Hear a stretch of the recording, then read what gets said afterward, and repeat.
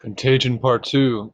I've been revisiting this lecture given, what's it called? The SFI Community Lecture, given April 18th, 2018. How Behavior Spreads, the Science of Complex Contagions. And it's interesting. It's all about how behavior spreads in different types of networks. That's the basic intuition to which this lecture is counterintuitive is that the internet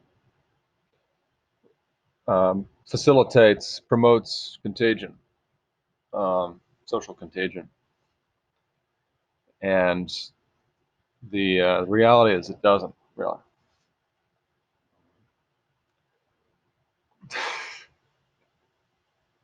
There was a famous lecture given um, once about how to make on the topic of how to make a lasting impression,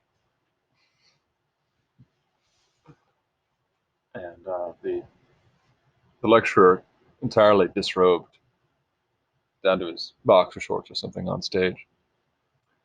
There you had it.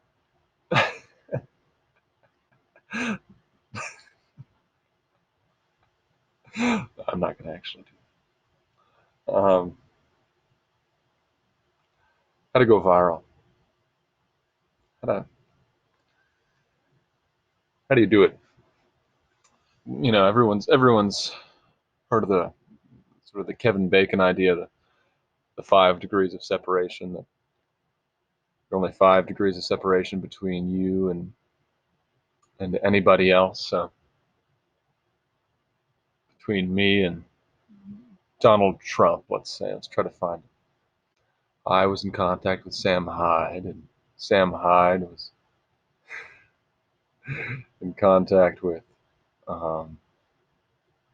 Tim Heidecker. Tim Heidecker was in contact with, I don't know, some major Hollywood star. And we're already halfway there.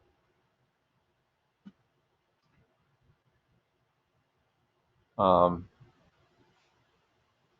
but that kind of connectedness only really exists when there's a lot of noise in a system, when there are a lot of long distance connections going every which way in a social network. So, in a old timey style, ancient of days social network without long distance ties, and everyone just knows people in their own community, um, contagion doesn't spread as fast. Talking specifically about behaviors that require some social cost. So when you need a certain ratio of adopters within your social network so that you'll adopt some behavior, um,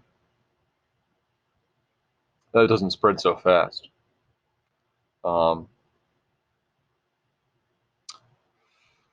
I'm trying to boil down the lecture into a nutshell because I think it's worth sharing. Um, Basically, you have social network A and social network B. In social network A, everyone only knows their neighbors. And when you have something that requires sacrifice, you're only really willing to adopt a behavior if your neighbors adopt it as well. If you have that ratio, which might take some time to spread through the world, but that actually works far better than in this more distributed, diffuse network. Because when every tie is long distance and randomized, you never get that ratio. You never get that 2-to-1, 3-to-1, whatever ratio needed to sacrifice. And so while intuitively you'd think the internet would help contagion to spread. Really, it doesn't in some ways. Really, it makes things more stagnant, more entrenched, stuck in their ways.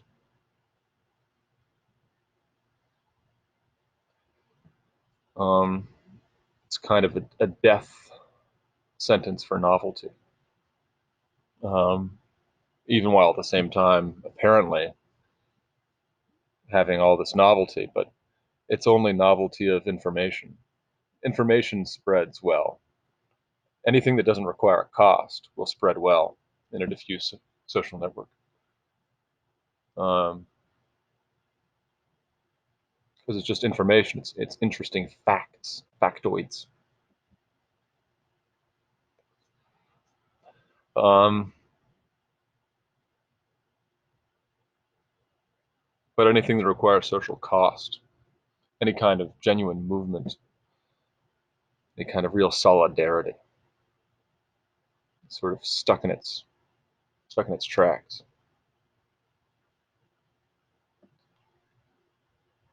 It's just interesting to think about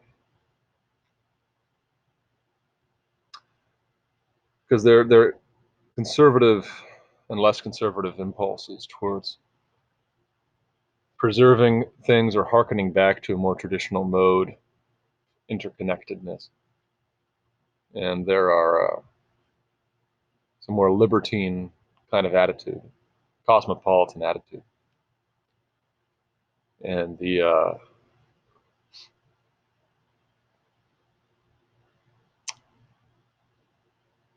right relation seems to be somewhere in between there, like the optimal Christology, crystallography of this whole thing seems to be somewhere in the middle.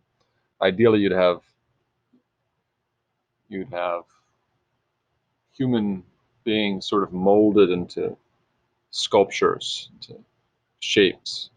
It'd be like beautiful cells in a beautiful body, and there'd be enough ties at the local level to allow for behaviors, complex behaviors requiring social cost to spread their way slowly. But you'd also have brokers, you know, joints, points at which information would be allowed to spread more rapidly throughout the whole social system, the global social system.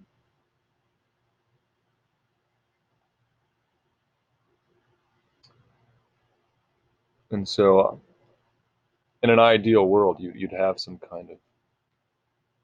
kind of right relation between these things.